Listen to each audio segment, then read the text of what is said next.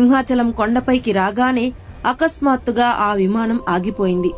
ఎంత ప్రయత్నించినా అది ముందుకు కదల్లేదు.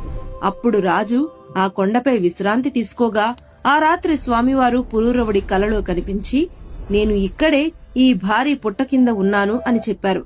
రాజు ఉలిక్కిపడి నిద్రలేచి స్వామిని వెతకడం మొదలుపెట్టాడు. కాని ఆ దట్టమైన అడవిలో ఆ పుట్ట ఎక్కడుందో తెలియలేదు.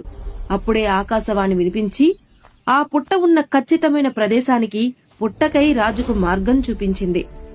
ఆ పుట్టను చూసి అయోమయంలో ఉన్న రాజుకు స్వామివారిని ఎలా బయటికి తీయాలి అని ఆలోచన మొదలైంది.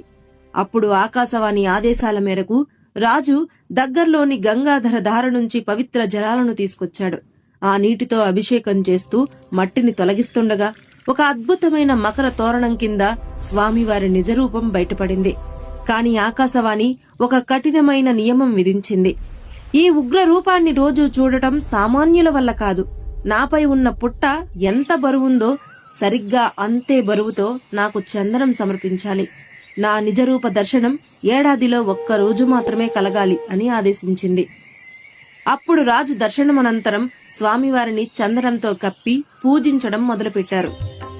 ఆ విధంగా చందనోత్సవం మొదలైంది. ప్రతి ఏడాది అక్షయ తృతీయ రోజున స్వామివారిపై ఉన్న చందనం పూర్తిగా తొలగిస్తారు. భక్తులకు స్వామి నిజరూప దర్శన భాగ్యం కలుగుతుంది.